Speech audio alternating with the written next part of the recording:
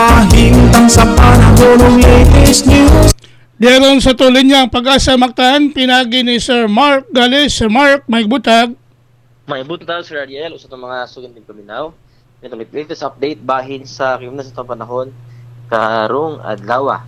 Ang shear line may nag-apekto karon sa may silangang bahin sa northern o central Luzon. Samtang ang northeast monsoon mamihan mao'y nagkapasulati pod sa nabiling bahin sa Luzon.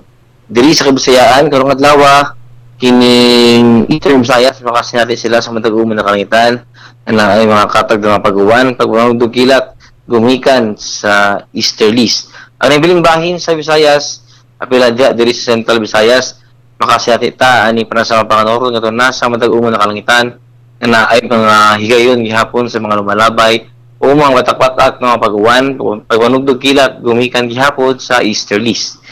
And para sa akin sa hangin o sa kadagatan, diri sa Kabisayaan, nakapatay man natin nga hinay nga sa kasarangan o paghuro sa hangin, nga gikan sa amihan ng silangan, diin ito kadagatan, ato na pa po'y hinay doon sa kasarangan ng mga pagbalod.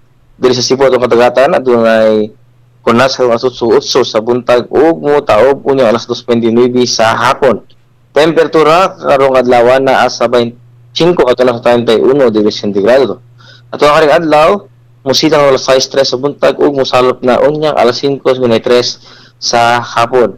Philippine Standard Time alas 5:28 na sa kabuntagon ug mao na to ang latest weather update dikan diri sa buhatan sa DOST Pag-asa Mactan. Dili si Mark Gales, maayong buntag ug daghang salamat. Salamat Sir Mark, yabay buntag sa Pag-asa Mactan. Okay sir, good morning.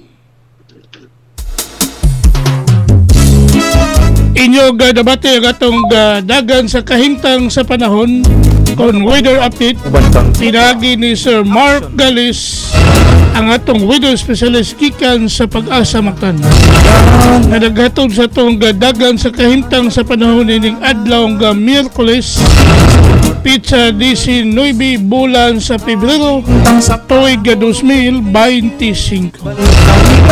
Salamat kayo ni Sir Mark Galis o mayong buntag sa Pag-asa Mactan. Sa'yo sa kabuntago